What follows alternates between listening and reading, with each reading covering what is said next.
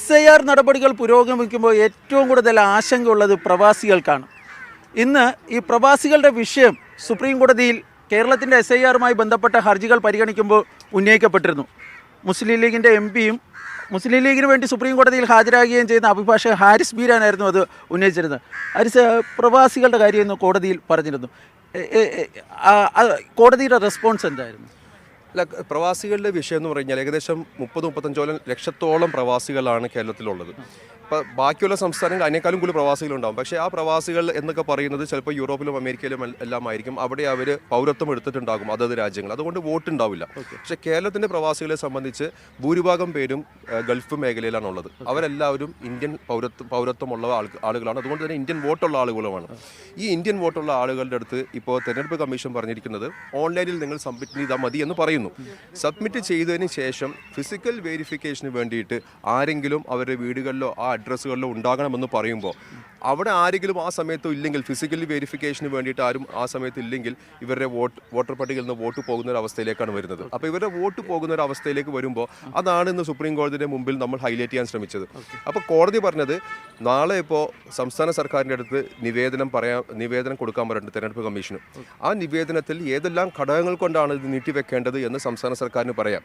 അതിനകത്ത് ഒരു ഘടകമായിട്ട് ഈ പ്രവാസി വിഷയവും അതിനകത്ത് ഉന്നയിക്കാമെന്നാണ് ഇന്ന് കോടതി പറഞ്ഞിരിക്കുന്നത്. അങ്ങ് ഇന്ന് കോടതിയിൽ പറഞ്ഞൊരു പ്രധാനപ്പെട്ട ഈ വിഷയം ഉന്നയിച്ചപ്പോൾ കേന്ദ്ര തെരഞ്ഞെടുപ്പ് കമ്മീഷന് വേണ്ടി ഹാജരായ രാകേഷ് ദ്വിവേദി പറഞ്ഞത് ഇത് തങ്ങളുടെ പരിഗണനയിലില്ലാത്ത, അതായത് ഇതിനു മുമ്പ് ആരും ഒരു ഹർജിയുടെയും പരിഗണനാ വിഷയമായിരുന്നില്ല എന്നല്ലേ പറഞ്ഞ. ലീഗ് പോലും ഇത് ഉന്നയിച്ചിരുന്നില്ലേ? ലീഗിൻ്റെ ഹർജിയിൽ പ്രവാസികളുടെ വിഷയമാണ് മെയിനായിട്ട് ഹൈലൈറ്റ് ചെയ്തത്.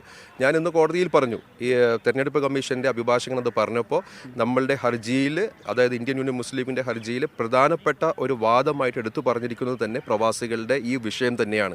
അതുകൊണ്ട് തന്നെയാണ് ഞാൻ കോടതിയിൽ പറഞ്ഞത് ഇത് എല്ലാവരും മറന്നുപോകുന്നൊരു വിഷയമായതുകൊണ്ട് തന്നെ കോടതിയുടെ മുമ്പാകെ കോടതിയുടെ ശ്രദ്ധ അതിൽ കൊണ്ടുവന്ന് ആ ശ്രദ്ധയിൽ കൂടെ അത് സംസ്ഥാന സർക്കാരിനെ ശ്രദ്ധയിൽപ്പെടുത്തിയിട്ട് തെരഞ്ഞെടുപ്പ് കമ്മീഷന് കൊടുത്ത് തെരഞ്ഞെടുപ്പ് കമ്മീഷനെ ശ്രദ്ധ അതിൽപ്പെടുത്തിയിട്ട് ഇനി സംസ്ഥാനമാണ് ഇതിലെ നടപടി സ്വീകരിക്കേണ്ടത്. അതെ, കൊടുക്കുന്ന നിവേദനത്തിൽ ഈ പ്രവാസികളുടെ ആവശ്യവും പ്രവാസികൾക്ക് എങ്ങനെയാണ് വോട്ട് പോകാത്ത രീതിയിൽ അവരെ ഉൾപ്പെടുത്താൻ പറ്റുന്നതെന്നുള്ളതും ആ നിവേദനത്തിൽ സംസ്ഥാന സർക്കാർ തെരഞ്ഞെടുപ്പ് കമ്മീഷന് പറയണം. അതിന് ഉത്തരമായിട്ട് തെരഞ്ഞെടുപ്പ് കമ്മീഷൻ സംസ്ഥാന സർക്കാരിനെ എങ്ങനെയാണ് അവരുടെ ഒരു പക്ഷേ കേന്ദ്ര തെരഞ്ഞെടുപ്പ് കമ്മീഷനിൽ നിന്ന് ഒരു അനുകൂലമായ ഒരു തീരുമാനം ഇതിൽ ഉണ്ടായില്ലെങ്കിൽ വീണ്ടും കോടതിയെ സമീപിക്കും. അല്ല, നമ്മളിപ്പോൾ ഈ ഹർജി ഇപ്പോൾ കോടതി ക്ലോസ് ചെയ്തിട്ടില്ല, അതിപ്പോഴും പെൻഡിങ്ങിൽ വെച്ചിരിക്കുകയാണ്.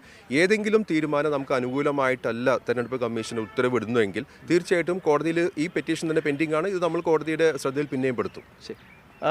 ഈ പ്രവാസികളുടെ വിഷയം വളരെ പ്രധാനപ്പെട്ട ഒരു കാര്യമാണ്. കാരണം അത് ഇന്ന് സുപ്രീം കോടതിയിൽ തന്നെ ഉന്നയിക്കപ്പെടുകയും ഏതായാലും തെരഞ്ഞെടുപ്പ് കമ്മീഷൻ നൽകുന്ന നിവേദനത്തിൽ ഈ വിഷയം ഉന്നയിക്കുവാൻ വേണ്ടി സംസ്ഥാന സർക്കാരിനോട് ഇന്ന് കോടതി പറയുകയും ഒക്കെ ചെയ്തിട്ടുണ്ട്. ഏതായാലും സംസ്ഥാനത്തിൻ്റെ ഈ പരാതിയുടെ അടിസ്ഥാനത്തിൽ ഈ തെരഞ്ഞെടുപ്പ് കമ്മീഷൻ എന്ത് തീരുമാനമാണ് എടുക്കാൻ വേണ്ടി പോകുന്നതെന്നാണ് ഇനി കാത്തിരുന്ന് കാണേണ്ടത്. പക്ഷേ അത് അനുകൂലമല്ല എങ്കിൽ വീണ്ടും ഒരു നിയമ പോരാട്ടം കോടതിയിൽ നടക്കുവാനാണ് സാധ്യത.